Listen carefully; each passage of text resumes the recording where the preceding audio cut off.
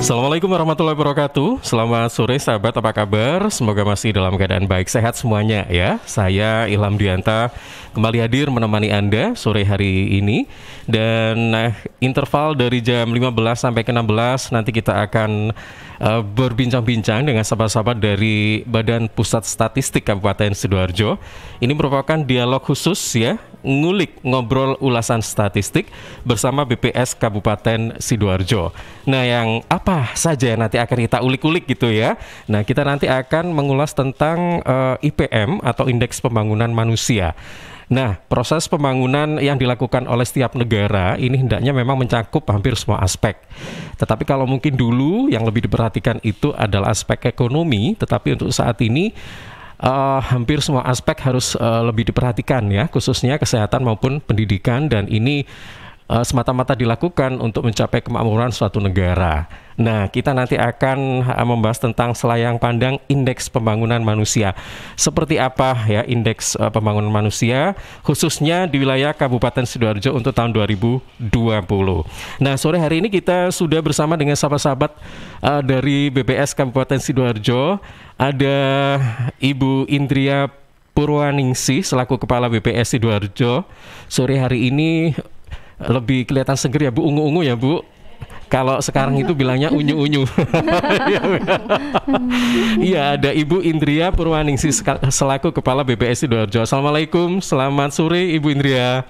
Waalaikumsalam Mas Ilham. Kabarnya bagaimana Bu? Alhamdulillah baik-baik. Baik ya, terima kasih sudah meluangkan waktunya untuk datang di studio ya untuk sore hari ini. Kemudian di sebelahnya ini ada Mbak Faiza Naili SST.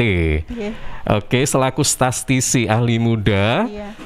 Assalamualaikum, selamat sore Mbak Faiza. Apa kabar Mbak Faiza? Sehat, alhamdulillah. Sehat, alhamdulillah baik ya. Kemudian ada Mbak Mutia Aulia Rahma SST selaku statistisi ahli pertama. Betul ya? Assalamualaikum, selamat sore Mbak Mutia. Waalaikumsalam. Apa kabar? Alhamdulillah. Baik, sehat juga ya. Baik, saya pertama ke Ibu Indria dulu. Ya, ini kan kita bicara soal Indeks Pembangunan Manusia gitu ya Bu ya. Kita ketahui bahwa IPM ini termasuk salah satu indikator ya, indikator indikator sebuah negara apabila negara itu dikatakan misalnya maju atau terbelakang ya, atau mungkin masih dalam tahap berkembang dan sebagainya. Sebenarnya sebelum kita mengetahui secara definitif tentang apa itu IPM, mungkin Ibu bisa menjelaskan tentang seberapa penting sih sebenarnya untuk suatu negara IPM itu sendiri, kenapa harus ada IPM begitu Bu? Oke, terima kasih Mas Ilham. Tapi sebelumnya saya menyapa semua pendengar ya ataupun pemirsa karena baik secara streaming juga melihat. Jadi selamat sore, assalamualaikum warahmatullahi wabarakatuh. Salam sehat untuk semuanya. Jadi memang Indeks Pembangunan Manusia itu di suatu negara bahkan di sampai wilayah terkecil atau wilayah kabupaten kota itu merupakan indikator kinerja utama daripada pemerintah daerah.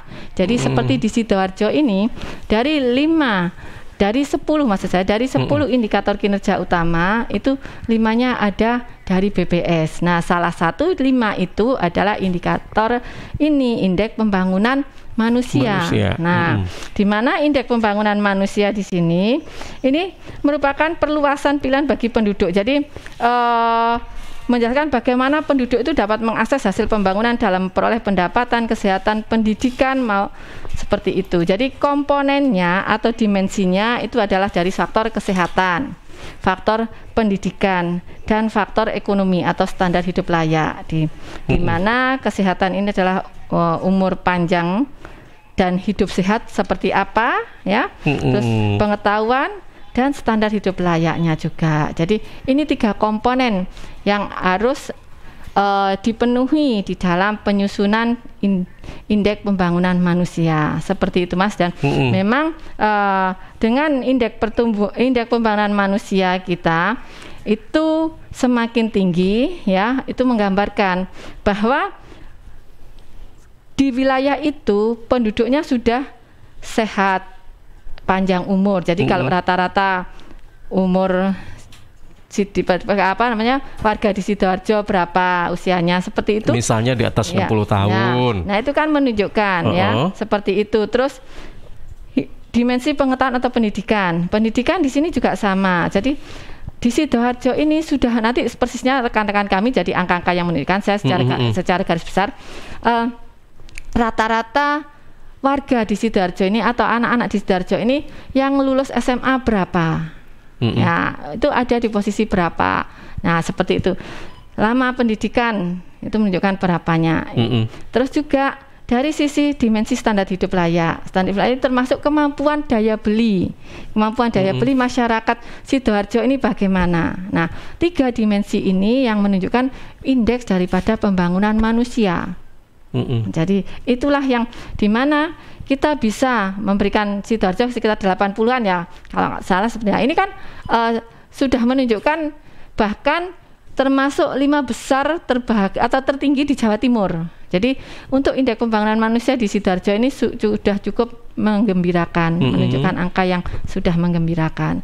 Jadi itu barangkali sekelumit saja tentang indeks pembangunan manusia yang memang merupakan salah satu indikator kinerja utama pemerintah daerah yang harus dipenuhi. Jadi kalau indeksnya IPM-nya itu rendah atau turun, itu perlu dicari ada faktor apa ya, bagaimana warga kita dari sisi kesehatannya, padahal banyak program yang sudah diluncurkan kok masih kurang sehat gitu ya katakanlah. Terus kok masih banyak yang pendidikan anak-anak di sini ternyata tidak sampai lulus SMA atau sekian persen gitu ya.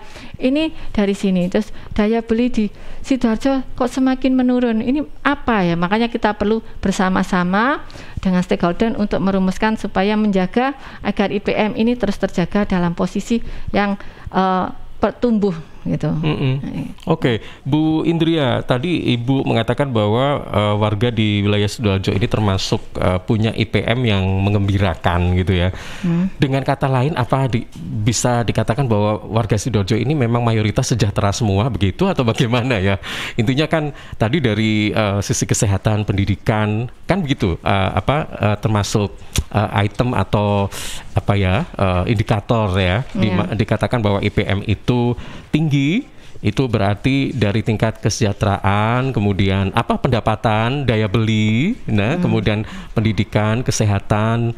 Nah, ini termasuk tinggi. Apa memang bisa dikatakan bahwa masyarakat Sidoarjo mayoritas memang sejahtera atau bagaimana begitu ya? Atau seperti apa Bu ini penjelasannya? Ya. Sebenarnya IPM Sidoarjo itu 80,29 untuk tahun 2020. Nah, di sini kategori IPM rendah itu IPM yang kurang dari 60. Sedang yang berikutnya adalah sedang, itu di rank 60 sampai 70. Tinggi 70 sampai 80. Nah, sangat tinggi lebih dari 80. Makanya kita bilang di sini sudah menggembirakan untuk Sidoarjo ini karena memang peringkat keempat se-Jawa Timur. Maka tadi saya bilang kan termasuk 5 besar kan di Jawa Timur.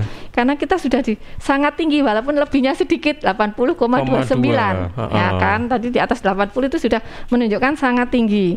Nah, di sini tadi ditanyakan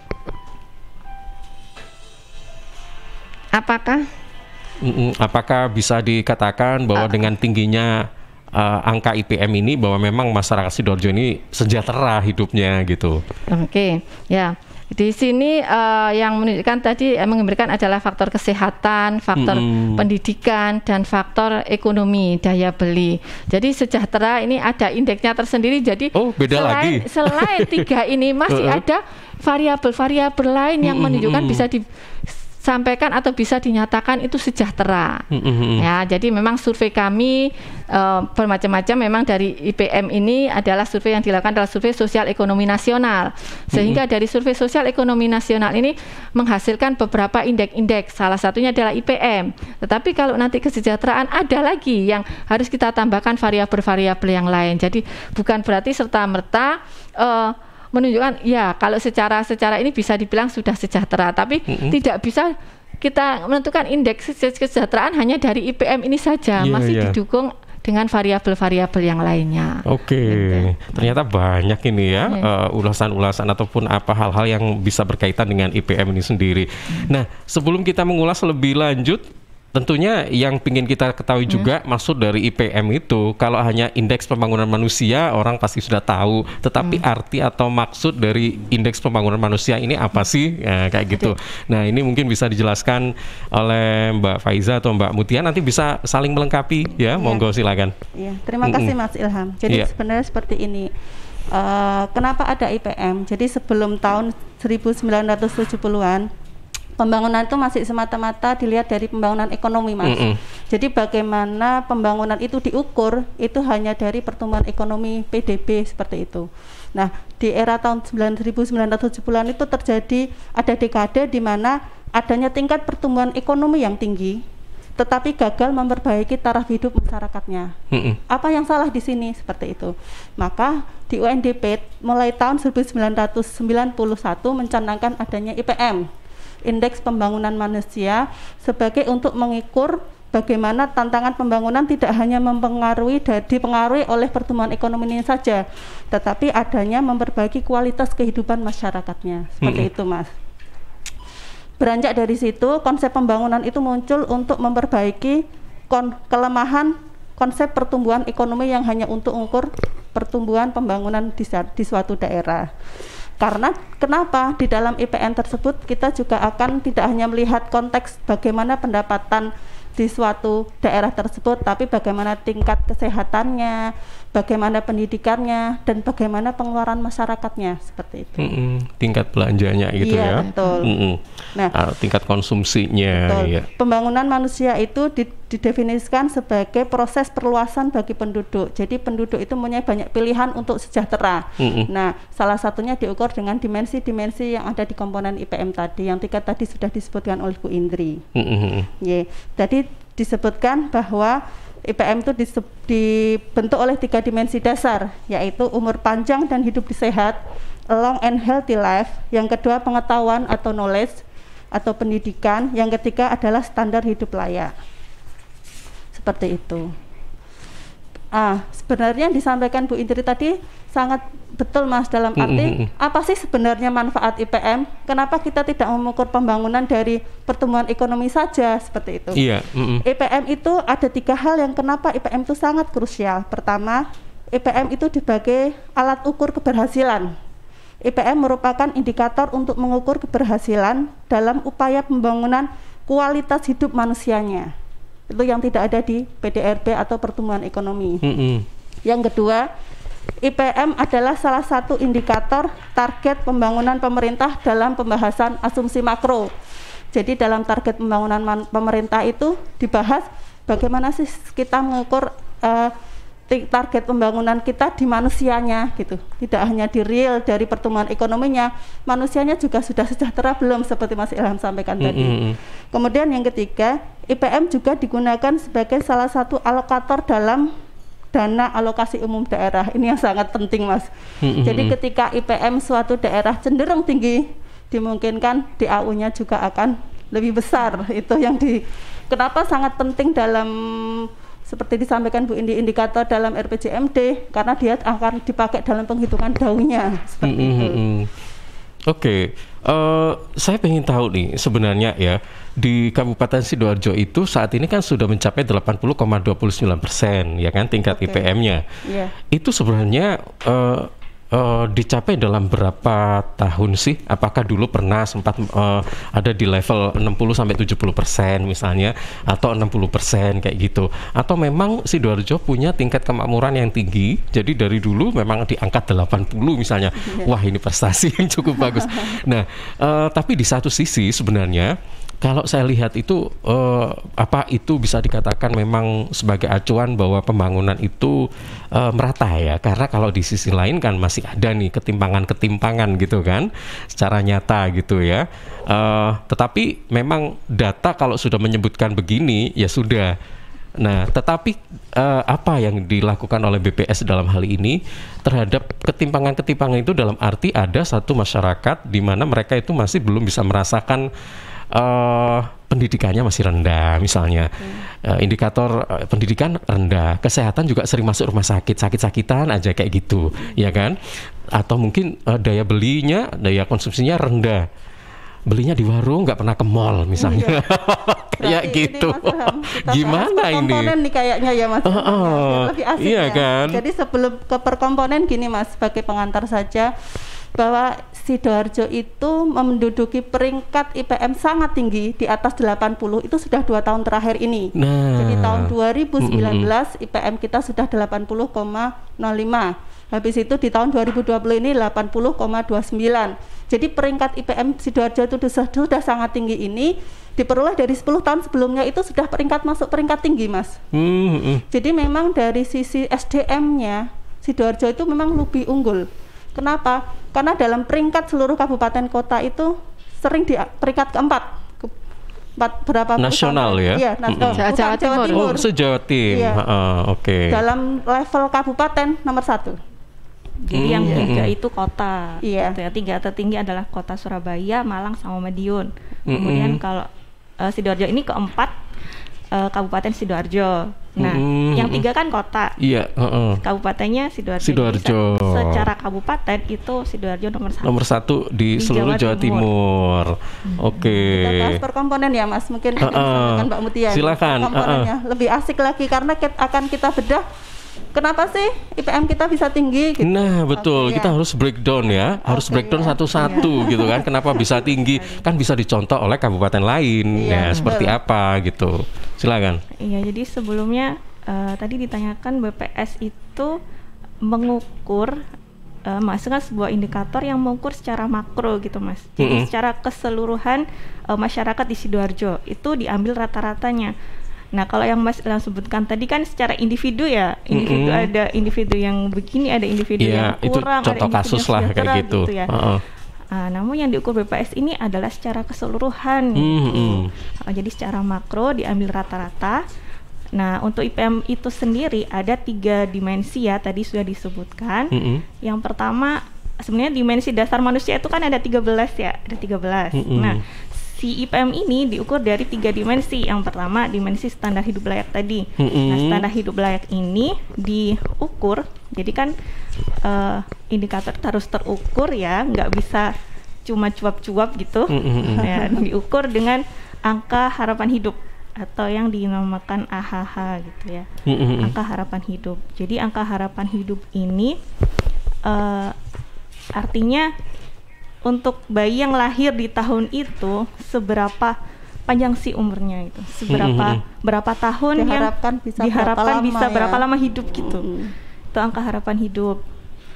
Jadi kalau kondisi Sidoarjo di tahun 2020 angka harapan hidup itu sudah 74 tahun, 74,04. Mas Ilham ya diharapkan bisa umur segitu. Jadi bayi yang lahir di tahun 2020 ini diharapkan nanti bisa berumur 74 tahun. Rata-ratanya begitu. Dalam kondisi sehat ya. Aduh, lumayan tua ya. Bonusnya sudah banyak. Bonusnya 11 tahun. Bonusnya 14 tahun.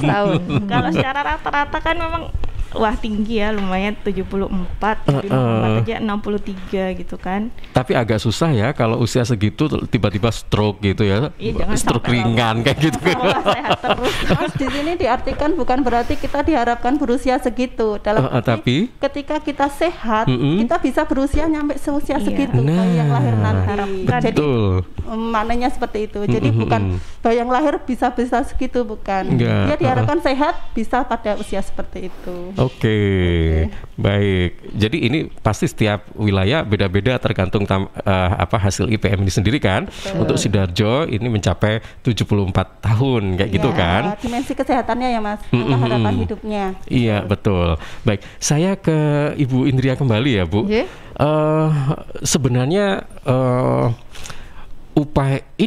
upaya dari siapa sih untuk bisa membuat IPM ini menjadi tinggi di Sidoarjo ini? Apakah memang Ibu tadi kan peran semua stakeholder, semuanya harus berperan, tapi setidaknya mungkin ada berapa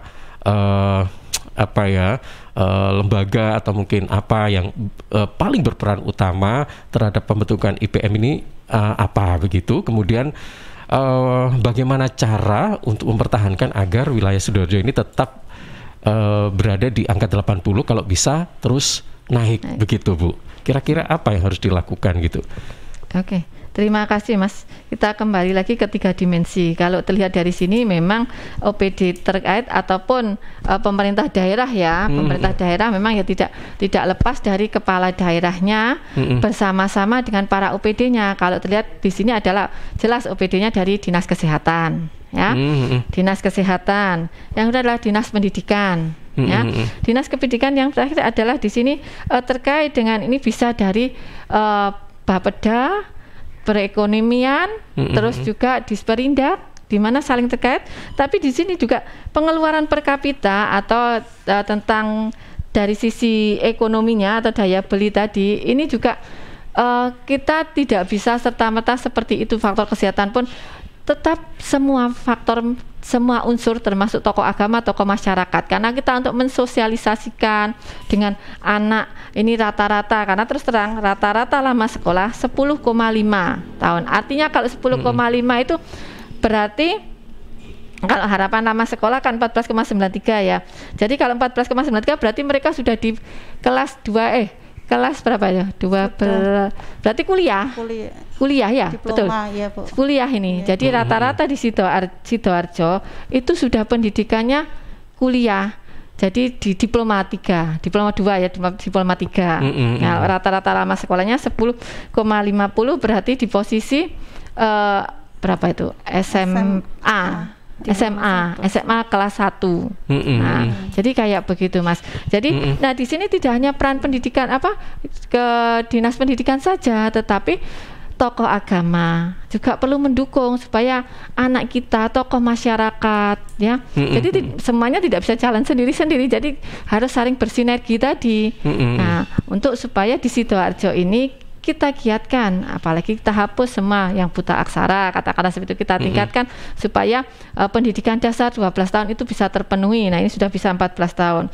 Juga sama di angka harapan hidup. Tadi kalau kita lihat ya 74,04, artinya bayi yang lahir di tahun 2020 itu kalau kondisi sehat akan hidup sampai 74. Ini juga sama, kita mensosialisasikan itu kan juga kalau bisa memang persalinan ada tidak didukun lagi gitu, bukan berarti kita jangan bukan ekstrim seperti itu, tapi kita harus berpola hidup sehat tadi gitu ya. Jadi hal-hal yang semacam itu, dimana juga sama pengeluaran per kapita per tahun ini juga 14.458.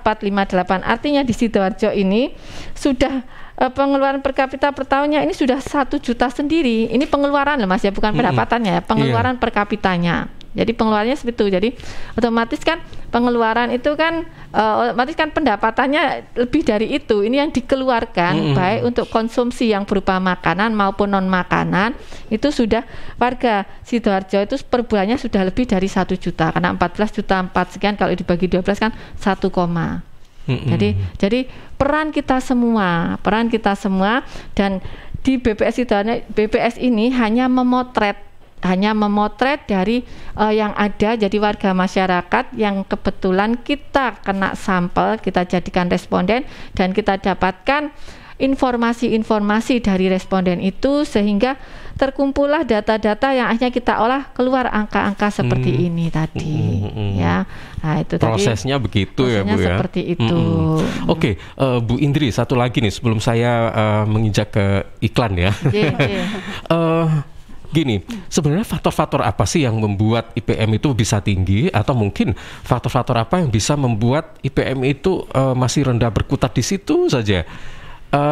Ada kan, pasti ada wilayah yang agak susah gitu ya untuk naiknya dan sebagainya. Nah, ini apa Bu, faktor-faktor apa? Apakah termasuk demografis atau apa ya, letak setiap wilayah beda-beda ya Bu ya? Apa Bu kira-kira? Salah satu kultur Mas. Kultur. Nah, ya, jadi budaya. kalau kita lihat Tapal Kuda, daerah Tapal Kuda itu masih banyak orang-orang itu secara ini ya, tidak istilah dari sisi kesehatan ya, itu tidak, walaupun disediakan MCK, dia tidak di situ. Dia di sungai atau di apa, ini kan dari sisi kesehatan kan akhirnya mempengaruhi, entah itu gatal, entah itu apa ya, akhirnya kan usia harapan hidupnya kan juga tidak setinggi seperti di Sidoarjo. Itu pertama. Kultur juga masih tidak jauh dari itu juga. memang kayaknya kalau ini pengalaman dari saya berjalan dari beberapa kabupaten kota, kultur ini memang lebih dominan. Lebih dominan ya, Bu, lebih ya? dominan. Karena di daerah itu juga rata-rata pernikahan dini juga masih ada. Pernikahan dini. Nah, orang yang sudah mempunyai pendidikan yang cukup, otomatis angka pernikahan dini ini bisa dieliminir atau dieliminir, diperkecil lah, seperti itu. Nah, ini di Sidoarjo mungkin karena merupakan kota penyangga ya, dekat dengan ibu kota provinsi Jawa Timur. Jadi dari sisi pendidikan juga sudah bagus, dari sisi kesehatan juga orang-orang malah di sini masa ada mandi di sungai gitu loh. Mungkin kalau yang sudah yang itu mungkin ya. Nah, makanya seperti itu. Jadi faktor culture itu memang sangat berpengaruh cukup besar. Nah, disinilah peran yang saya sampaikan tadi, tokoh agama, tokoh masyarakat yang harapannya bisa menyadarkan warga untuk ke sana. Itu. Terus jadi pola makan juga. Pola makan ini daerah Tapal Kuda dan daerah Madura seperti itu ya. Di mana yang IPM-nya juga masih cenderung rendah. Itu pola makannya juga sama. Di sana itu cenderung dia makan itu istilahnya makan kayak bakso, kayak itu aja. Jadi untuk makanan sehatnya, makanan ini juga kurang juga, Mas. Jadi otomatis dari sisi kesehatan juga akan berkurang. Itu yang faktor-faktor yang mempengaruhi selain culture, pola hidup ya.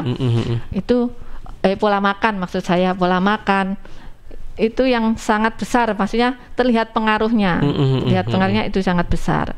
Kalau untuk culture atau budaya ini memang sulit ya, Bu ya, untuk maksudnya dalam arti kan begini, kalau memang itu sudah ditemukan faktor penyebabnya, tentunya kan harus dibenahi, mungkin step by step dulu lah, tidak bisa langsung gitu kan. Nah, tapi apakah ini memang sulit gitu? Kalau memang sulit dilakukan, kira-kira peran siapa ya yang lebih harus berperan dalam hal ini? Mungkin tokoh-tokoh masyarakat mungkin ya, atau tokoh agama, atau perangkat-perangkat desa misalnya yang lebih dekat dengan mereka begitu, atau siapa ya? Ini juga berdasar pengalaman juga, Mas. Memang peran kepala daerah. Peran kepala daerah misalnya sudah menentukan kebijakan ini, tapi di situ kebijakan katakanlah yang sudah dibuat kepala daerah harus diimbangi sampai ke bawah. Jadi seperti contoh daerah timur juga Lumajang, seperti dengan kepala daerah yang gencar melakukan perubahan-perubahan seperti ini, dan dari Bapeda, dari OPD yang terkait sampai akhirnya ke kepala desa digencarkan, akhirnya IPM-nya bisa lambat laun meningkat, Mas. Gitu. Jadi peran di sini juga cukup kuat. Memang untuk segala sesuatu, kalau kita ingin meningkatkan sesuatu, memang kadang-kadang butuh effort yang luar biasa. Karena tidak bisa satu orang saja. Saya bekerja sendiri seperti ini, kalau saya sendiri nggak bisa saya meningkatkan semuanya. Jadi harus ada dengan yang lain-lainnya. Akhirnya kayak seperti kebijakan yang harus ditentukan. Harus ini, maksudnya. Tapi tidak hanya kebijakan saja, di sana ditunjang juga monitoringnya, pengawasannya. Nah, ini yang penting. Kalau dilepas hanya kebijakan, tetapi tidak ada monitoring atau pengawasan, akan sia-sia. Tetapi tidak juga berhenti saja. Walaupun dikewasan, dievaluasi lagi. Dievaluasi lagi bagaimana dengan kebijakan atau program yang saya luncurkan ini, apakah mengena? Kalau tidak mengena, makanya sebagai yang diamani jadi pimpinan dimanapun berada, ini kan otak selalu berputar terus, apa ini yang harus kita lakukan, apa ini terus ya, jadi seperti itu, Mas. Oke, baik Ibu Indria, juga Mbak Faiza dan Mbak Mutia, nanti kita akan lanjutkan kembali ya obrolan kita sore hari ini. Untuk sahabat Suara Sidoarjo yang ingin bertanya, silakan ya. Obrolan kita ini masih separuh loh ya sebenarnya, masih panjang kan yang sebenarnya akan kita bahas gitu ya. Tapi kalau misalnya sore hari ini ada yang ingin bertanya, monggo silakan ya. 0318961514 saya buka, monggo silakan Anda manfaatkan. Itu adalah jalur telepon atau WA di 0811309109. Kami segera kembali.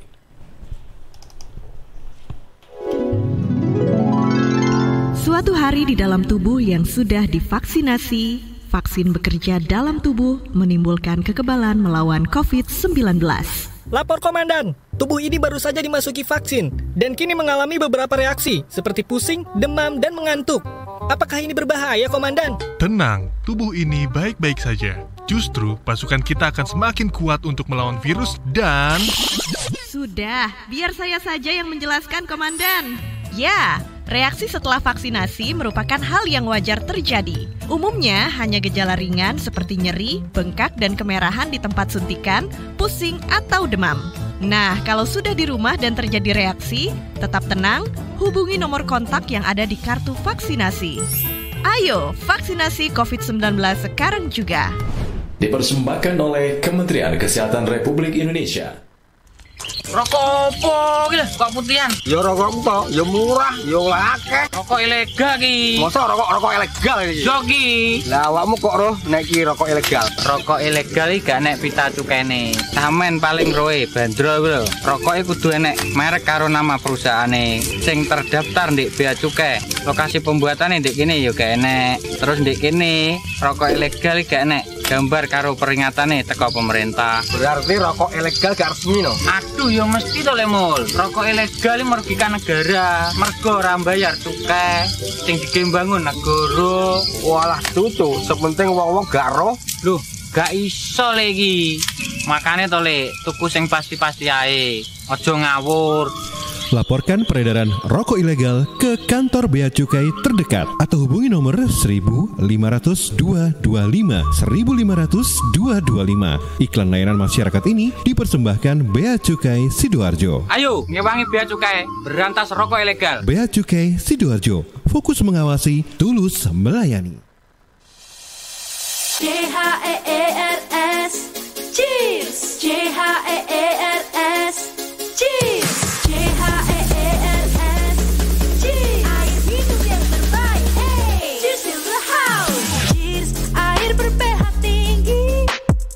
Dapat membantu netralkan pH tubuh. Cheers mengandung antioksidan alami. Cheers air minum terbaik untuk keluarga. Air minum sehat keluarga. Cuma cheers. Air minum dengan pH tinggi. Cuma cheers. Cara pesannya mudah, petugasnya ramah. Gratis ongkos kirim. Hey, cheers in the house. Untuk pemesanan via WhatsApp di nomor 087777243377. Gratis ongkos kirim. Cheers in the house. Untuk wilayah Sidoarjo dan sekitarnya bisa menghubungi Depo Candi di 0821 4225 6646 0821 4225 6646. Arek-arek iku rame lapo sih? Mulakno, nek dikandani wong tuwek dirungokno, nek durung siap duwe anak, gak usah rabi. Anake loro, pilek, watuk, ono seseke. Lho, bahaya iku. Momong dorong budalo nang bidan. Hati-hati dan waspada ya. Demam, batuk, dan susah nafas bisa jadi itu tanda-tanda pneumonia atau infeksi paru-paru. Penyebabnya bisa virus, bakteri, atau jamur. Mudah menular lewat droplet saat batuk atau bersin. Tapi ini bisa dicegah dengan pemberian imunisasi PCV pada bayi dan anak. Imunisasi PCV selain mencegah pneumonia juga bisa mencegah radang selaput otak atau meningitis dan radang telinga tengah atau otitis media. Imunisasi PCV diberikan pertama pada bayi usia 2 bulan, dilanjutkan pada usia 3 bulan, dan dosis ketiga saat anak usia 12 bulan. Imunisasi PCV bisa didapat di posyandu, bidan, puskesmas, rumah sakit, klinik kesehatan, praktek dokter mandiri, dan layanan kesehatan lain yang menyediakan imunisasi. Lapo guyu-guyu dewe? Putune wis sehat, Cak. Wis diimunisasi PCV pisan. Seneng aku. Gak pengen ngeramut bayi maneh ta? Ayo tak gaweno. Iklan layanan masyarakat ini persembahan Dinas Kesehatan Kabupaten Sidoarjo. Makasih lo udah ngajak ke rumah. Tahu aja anak kos gak ada hiburan. Daripada di kos bengong aja, mending ngebuburit sambil nonton Indium TV. Tapi nonton apa ya? Ini UCTV kan? Kamu tuh nggak ada yang baru, namanya Gameku. Kok Gameku? Ini TV-ku. Ih beneran, Gameku itu cloud gaming asli Indonesia. Jadi kita bisa main game di IndiHome TV tanpa harus beli konsol atau install gamenya. Wah mau dong. Nih caranya, cari Gameku di UC App Store, download dan install, lalu pilih paket berlangganan. Banyak kok tutorialnya di internet. Iya, mudah banget. Yaudah yuk main Gameku, mari kita coba. Sebentar, ini kan Gameku, kenapa jadi gamemu? Ih kok gamemu, ini Gameku. Apa sih ini ribut-ribut? Sana kalian bantu angkat galon ya, biar Bunda yang main gameku. Wujudkan bersama IndiHome. Sahabat, penularan virus corona bisa dicegah lewat perilaku hidup bersih dan sehat. Cuci tangan pakai sabun di air yang mengalir. Kalau batuk dan bersin, terapkan etika batuk. Kemudian mengkonsumsi makanan yang bergizi dan sudah dimasak sempurna. Rajin olahraga, istirahat yang cukup. Kalau ada gejala demam, batuk, sesak nafas, pernah kontak dengan orang dari negara atau daerah terjangkit, atau dari kunjungan negara atau daerah terjangkit, segera ke pelayanan kesehatan terdekat. Bisa juga hubungi call center kesehatan 119 untuk sambungan cepat 24 jam siaga. Sekali lagi, call center 119 untuk sambungan cepat 24 jam siaga. Dan di 0811 3088 113 untuk sambungan layanan 24 jam kegawat daruratan medis. Sekali lagi, di 0811 3088 113 untuk sambungan layanan 24 jam kegawat daruratan medis. Cegah penularan virus corona lewat hidup bersih dan sehat. Iklan layanan masyarakat ini persembahan Dinas Kesehatan Kabupaten Sidoarjo didukung Suara Sidoarjo. Ya, sahabat, seiring bertambahnya usia, tubuh mulai bersifat asam atau asid sehingga mudah terserang penyakit. Karena itu segera perbaiki pola makan dan perbanyak asupan alkaline seperti mengonsumsi sayur, buah, dan Cheers Alkaline Power. Cheers Alkaline, air minum kesehatan dengan pH tinggi 8,5 yang setara dengan sayur dan buah serta punya 6 manfaat, yakni meningkatkan metabolisme dan daya tahan tubuh terhadap virus, menjadi antioksidan alami pencegah kanker, menjaga kekuatan tulang dan gigi, membantu penyerapan mineral lebih efektif, membantu hati dan ginjal membuang racun dari tubuh, serta mencegah sakit ma. Info lengkap Cheers hubungi Sutrisno 0821 4225 6646 0821 4225 6646. Cheers, healthy drinking water. News, talk, and music hits. Suara Sidoarjo. Your multi-platform radio. Ya, terima kasih sahabat Anda masih bersama kami dan kita masih bersama dengan sahabat-sahabat dari BPS Kabupaten Sidoarjo dalam ngulik ngobrol ulasan statistik bersama BPS Kabupaten Sidoarjo. Kali ini masih bersama dengan Ibu Insinyur Indria Purwanisi selaku Kepala BPS Sidoarjo, juga ada Mbak Faiza Nelly SST selaku Statistisi Ahli Muda dan Mbak Mutia Aulia Rahma selaku Statistisi Ahli Pertama. Kita membahas tentang Indeks Pembangunan Manusia IPM Kabupaten Sidoarjo tahun 2020 ya. Baik. Saya ke Mbak Faiza dan Mbak Mutia ini ya, sebelum kita ke beberapa pertanyaan, ada cukup banyak pertanyaan yang sudah masuk ya. Saya ingin tahu nih Mbak, sebenarnya kalau tadi mungkin sempat disinggung tentang variabel-variabel yang ada di dalam IPM ya, mungkin tadi sempat kesebut 1-2 gitu ya, tapi mungkin ini lebih didetailkan lagi, sebenarnya variabel-variabel dalam IPM itu apa saja dan kemudian cara mengukurnya seperti apa. Nah, ini cara mengukur tentang IPM maupun indeks komponennya itu seperti apa? Oke, ya. Di dalam IPM itu ada 3 dimensi, Mas. 3 dimensi, dalam dimensi-dimensi tersebut ada variabel-variabel yang akan kita ukur. Monggo di Mbak Mutia biar jelas ini. Yeah. Untuk yang pertama tadi yang AHH itu disampaikan tadi. Oh iya. Angka harapan hidup. Angka harapan hidup. 4 tahun tadi Mas. Angka harapan hidup. AHH ya, bukan ketawa loh ya. Tambah lagi ketawa itu. Iya kan? Harapan hidup ya Mas ya. Angka harapan hidup itu. Angka harapan hidup happy. AHH. Ditambahi sendiri ya. Silakan Mbak. Iya, angka harapan hidup itu diukur pakai ini Mas, aplikasi yang namanya Morpec. Jadi aplikasi demografi ya Mbak. Iya, betul. Ya, aplikasi demografi. Walaupun sejujurnya sebenarnya angka harapan hidup itu akan lebih bisa lebih tepat gitu pengukurannya, lebih pas pengukurannya apabila menggunakan angka kematian Mas. Jadi morbidity. Ya, angka morbidity, angka kematian.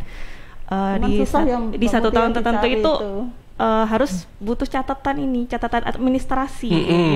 Catatan administrasinya itu harus bagus sehingga angka kematian untuk setiap penduduk itu bisa terekam dengan baik gitu kan. Iya. Seharusnya itu bisa diukur dengan angka kematian, hanya karena kondisi sekarang nggak mudah kan angka kematian itu didapatkan. Jadi kan tingkat kesadaran masyarakat untuk melaporkan kematian itu kan juga masih rendah Oh gitu. iya. Kalau lahir mesti dicatatkan ya, karena butuh kakak.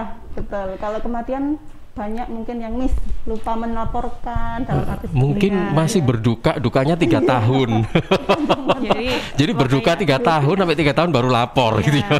Jadi makanya kita bisa mendekati ya. Kita dekati dengan Morpek tadi, angka harapan hidup. Kalau untuk yang kedua di dimensi pendidikan itu ada rata-rata lama sekolah sama harapan lama sekolah atau yang disingkat HLS untuk harapan. Rata-rata lama sekolah biasa kita sebut aja RLS gitu. Jadi dimensi kedua ada 2 variabel yang kita ukur, Mas. RLS dan HLS. Ya, harapan lama sekolah itu diukur dari anak-anak umur 7 tahun ke atas, Mas. 7 tahun ke atas. Jadi kan mengikuti kebijakan pemerintah yang wajib belajar 9 tahun itu ya dimulai dari anak usia 7 tahun. SD kelas 1. Makanya diukur dari anak usia 7 tahun. Itu menunjukkan berapa lamanya dalam tahun itu diharapkan si anak dapat menempuh pendidikan gitu. Formal. Berapa lamanya diharapkan seorang anak itu bisa menempuh pendidikan. Itu untuk harapan lama sekolah.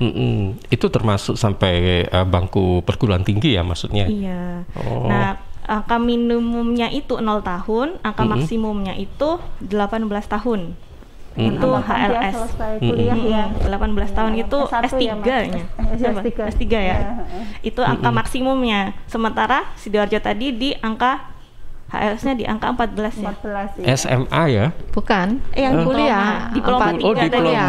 Kan pelajaran sekolah dari 6 tahun di SD, 3 tahun SMP, 3 tahun SMA, baru kuliah. Nah. Jadi 14 tahun itu diploma 3. Itu HLS-nya Sidoarjo. Lalu untuk yang dimensi yang variabel kedua, rata-rata lama sekolah itu diukur dari penduduk usia 25 tahun ke atas yang dianggap usia 25 tahun itu sudah selesai pendidikan. Jadi bisa didapatkan data berapa sih rata-rata masyarakat itu bersekolah dalam pendidikan formal gitu. Setelah usia 25 tahun tadi. Diukur dari penduduk usia 25 tahun. Gitu. Baik.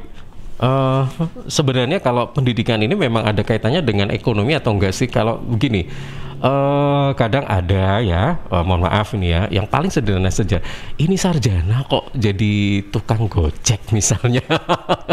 Iya, padahal sarjana dari universitas negeri loh, iya kan? Tapi bekerjaannya begitu. Nah, saya nggak tahu nih, apakah bagaimana melihat kasus semacam ini dalam arti apa ya?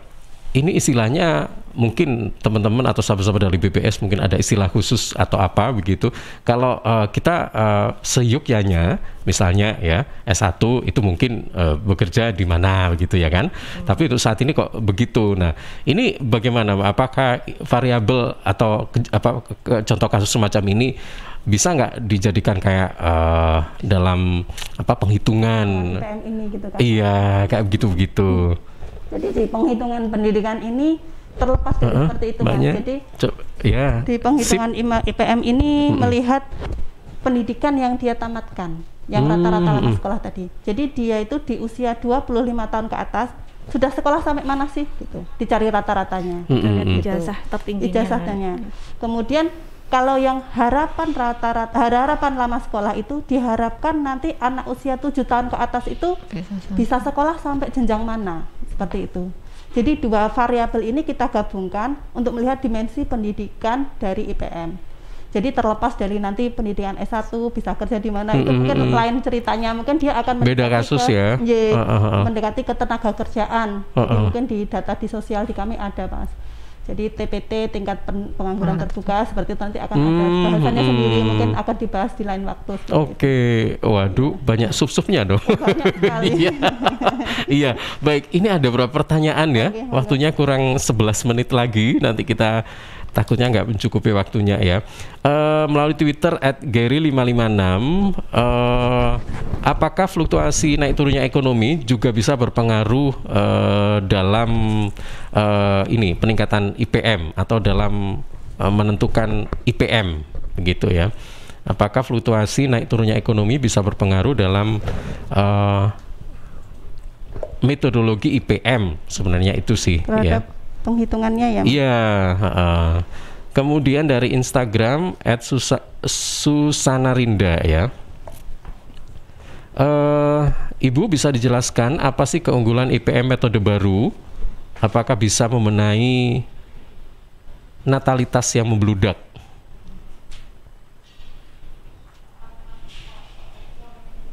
Kemudian dari Dani yang ada di Cemandi, penghitungan IPM ini memerlukan data apa saja ya? Dan pihak mana saja yang diuntungkan dengan data hasil IPM? Politik. Pihak mana saja yang diuntungkan dengan data hasil IPM? Kok kayak survei-survei di radio sih? Kadang-kadang ada itu-itunya gitu loh. Mungkin 3 dulu ya. Oke. Bu Indri. Nanti bisa saling melengkapi ya, bisa saling melengkapi. Silakan. Oke, terima kasih. Jadi dengan 3 penanya ini otomatis saya sangat senang karena antusias paling tidak dengan kami mensosialisasikan data-data kami statistik ini ya. Ternyata banyak yang interest utamanya terkait dengan IPM. Jadi naik turunnya ekonomi berpengaruh terhadap penghitungan IPM. Ya, terus terang karena memang salah satu dimensi tadi adalah pengeluaran per kapita. Nah, di mana pengeluaran per kapita di sini ini ada dalam tatanan juga pertumbuhan ekonomi atau dalam PDRB. PDRB ini kan untuk mengetahui juga PDRB yang harga konstan dan berlaku. Nah, di mana pertumbuhan ekonomi ini menggambarkan pertumbuhan suatu daerah bagaimana bisa tumbuh di dalam 1 tahun ini, karena hitungannya adalah year on year, jadi tahun ke tahun kan Mas ya. Dari situ kalau kita melihat salah satu daripada seperti ini terlihat pada tahun 2020 memang untuk dimensi pengeluaran ini mengalami penurunan Mas, mengalami penurunan dibandingkan tahun sebelumnya ya, dibandingkan tahun 19, tapi penurunan itu juga terjadi karena pandemi COVID. Jadi di sini sudah selaras. Jadi di sini selaras. Kalau kita lihat 2019 itu ada di 14.500.000 ya, 500. Tetapi di tahun 2020 kurang dari 14.500.000. Artinya kan di selaras pertumbuhan ekonomi kita di tahun 2020 ini juga mengalami kontraksi. Jadi kita ada di -3. Ya, artinya kan selaras, pertumbuhan ekonomi juga turun, makanya di dimensi untuk pengeluaran per kapitanya juga mengalami penurunan. Jadi memang linier lah, jadi sama antara bisa dibilang seperti itu. Jadi bisa dikatakan naik turunnya ekonomi memang berpengaruh ya terhadap salah satu komponen atau dimensi yang ada di dalam IPM ini. Gitu. Oke, baik. Kemudian berikutnya tentang keunggulan IPM metode baru. Iya. Sebenarnya IPM itu memang betul Mas. Memang ada metode baru. Iya. Jadi metode baru ini diluncurkan tahun 2014, dibenahi angka mulai tahun 2010. Apa sih bedanya metode lama dengan yang baru? Jadi pertama tahun sebelum tahun 2014 itu kita masih menggunakan untuk dimensi kesehatan, kita menggunakan angka melek huruf. Dimensi pendidikan menggunakan angka melek huruf. Angka melek huruf ini dipandang sudah tidak relevan lagi karena sudah banyak daerah yang mempunyai angka melek huruf maksimal 100. Jadi seluruh penduduknya sudah bisa baca tulis. Betul. Jadi tidak bisa untuk membandingkan lagi dengan daerah-daerah yang dianggap dia sudah maju. Makanya diperbaiki dengan menggunakan dimensi kesehatan yang rata-rata lama sekolah dan angka harapan lama sekolah tadi. Kemudian yang kedua, sebelum tahun 2010 itu kita menggunakan untuk pengeluaran per kapita di UNDP itu memang menggunakan pendekatan PDB. Tapi setelah itu kita menggunakan produk domestik bruto, kita menggunakan PNB, produk nasional bruto. Apa bedanya? Dalam PDB tadi tidak melihat pemilik faktor produksi yang ada di dalam kegiatan ekonomi daerah tersebut. Tapi kalau di PNB hanya penduduk yang wilayah tersebut yang tercakup dalam kegiatan ekonomi. Jadi untuk investasi kayak Sidoarjo nih ya Mas ya, ini kan banyak daerah industri. Terus terang pasti banyak investor asing yang masuk ke sini dari luar Sidoarjo. Dari luar Sidoarjo. Nah, dalam kegiatan ekonominya nilai rupiah yang diinvestasikan dari orang asing tersebut akan ikut kegiatan ekonomi di sini. Sementara juga memungkinkan dari penduduk Sidoarjo juga berinvestasi keluar Sidoarjo, seperti itu.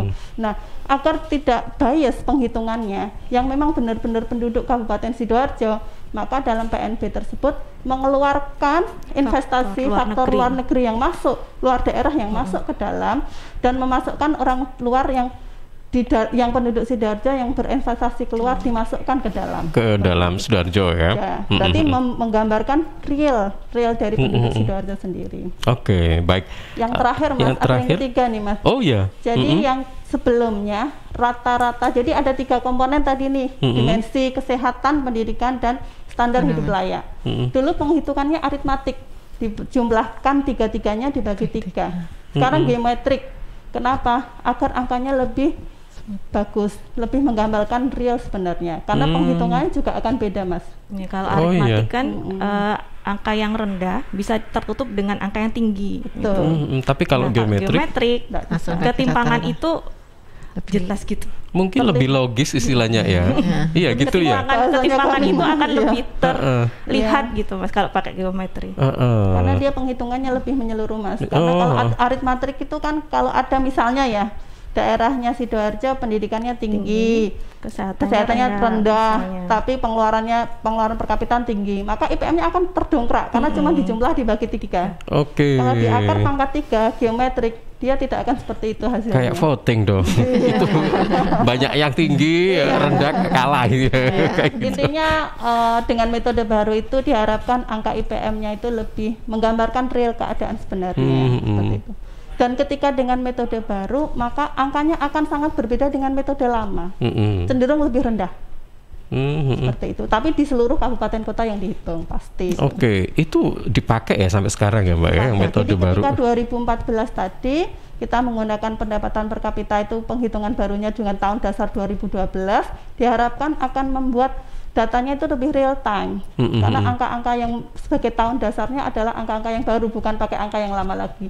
Pembaharuan ini agar membuat kita itu data-data yang dihasilkan itu tidak bias lagi, karena menunjukkan di angka-angka tahun sekarang, seperti itu. Baik, yang pertanyaan ketiga ini tentang data-data apa saja yang diperlukan dan pihak mana saja yang diuntungkan dengan data IPM gitu. Data. Jadi sumber data memerlukan data apa saja ya untuk IPM itu. Nah, sumber data IPM tadi yang pertama AHH tadi ya, harapan hidup. Iya, kemudian itu, kemudian kedua ini dimensi pendidikan itu kita ambil dari survei Susenas Mas. Jadi BPS itu setiap tahun ada 2 kali melakukan survei yang namanya survei sosial ekonomi nasional. Nah, di bulan apa itu Mbak? Di bulan Maret dan sekarang di bulan September. Di bulan September ini masih dilakukan survei sosial ekonomi nasional. Nah, dari situ nanti akan didapatkan, karena ada pertanyaan tentang pendidikan, setiap anggota rumah tangga itu akan ditanya lulusan apa gitu, pendidikan tertinggi yang ditamatkan itu apa, sampai kelas berapa. Nah, dari situ kemudian ada lagi data ini Mbak ya, apa? IHK untuk standar hidup layak, inflasi gitu. Iya, betul. Data inflasi untuk standar hidup layak, serta pengeluaran per kapita Mas. Jadi di sana juga kita menghitung modul konsumsi ya Mbak Mutia. Dalam modul konsumsi tersebut kita bisa mengetahui pengeluaran per kapita penduduk seperti itu. Oke, nah setelah data-data itu terkumpul didapatkan, ini ada pertanyaan iseng nih sebenarnya. Iya, pihak-pihak mana saja yang merasa diuntungkan dengan data ini, kok mau tahu saja kayak gitu-gitu. Tapi ya lumayan loh ya, data-data begitu kan ada yang ini toh, siapa tahu nanti memang butuh sekali kan, nggak mudah itu mendapatkan begitu. Iya kan Bu ya? Jadi nggak usah dijawab ya Bu ya.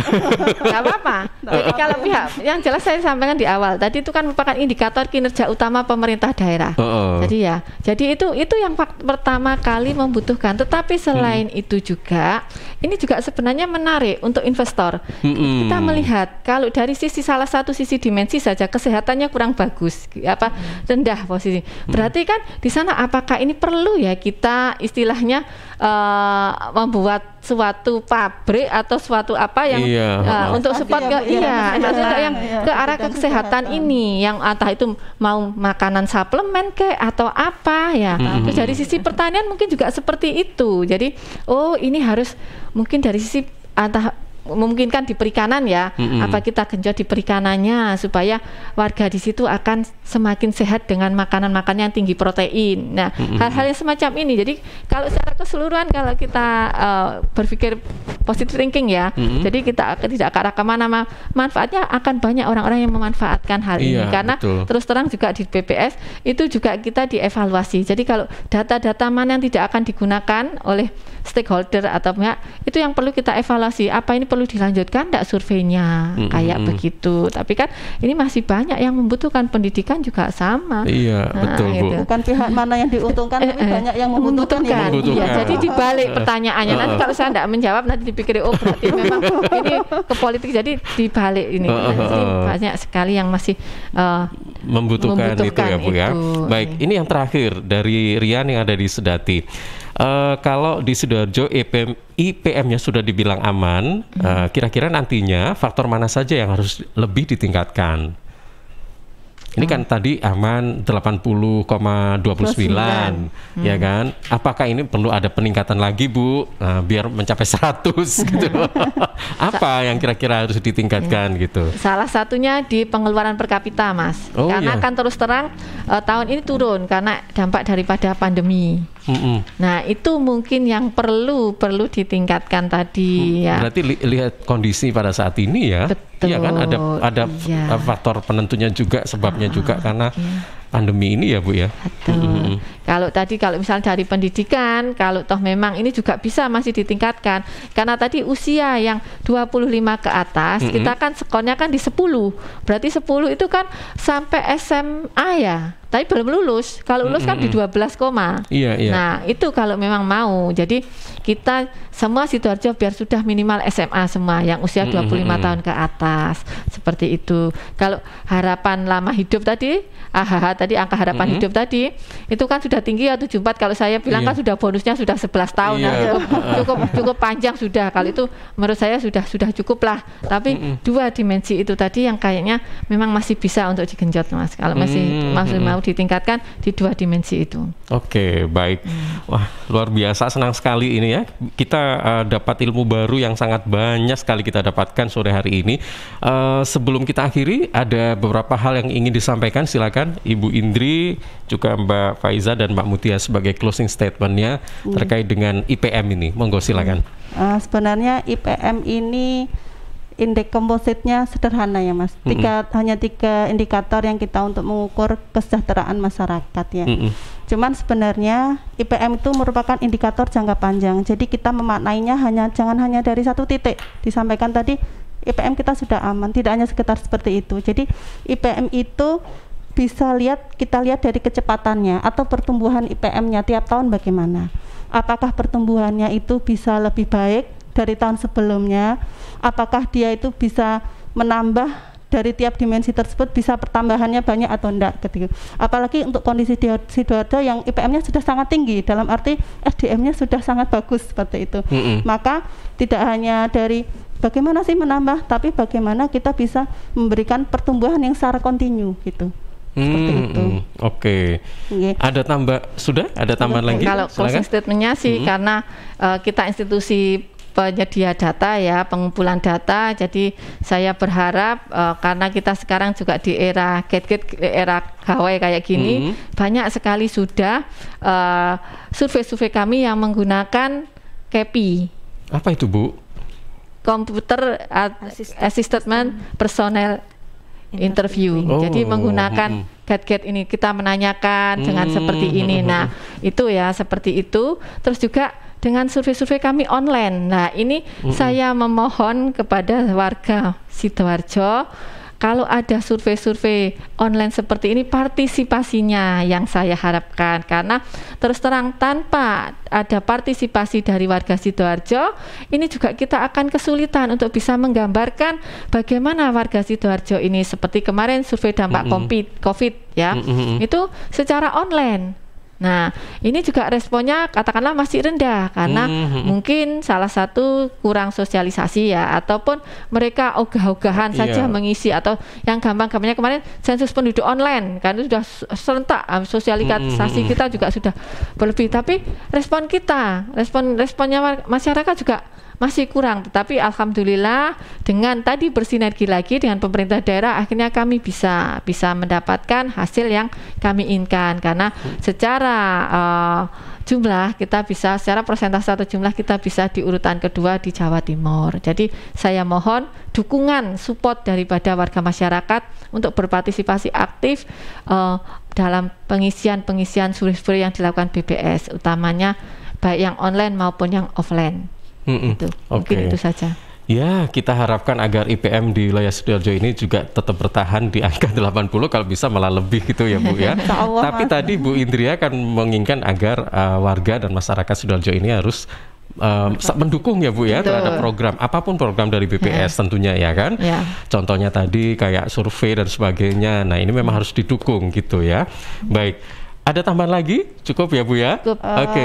Ini penutup dari Pak Margoyono. Kemarin saya sempat baca itu bahwa better data akan menghasilkan better decision, akan menghasilkan better government. Dalam arti ketika kita bisa memberikan data yang lebih baik, maka pemerintah akan memberikan keputusan kebijakan yang akan baik juga untuk masyarakat dan akan menghasilkan pemerintah yang bagus. Oke, karena tidak dimanipulasi. Tidak hanya BPS ya saja. Kan?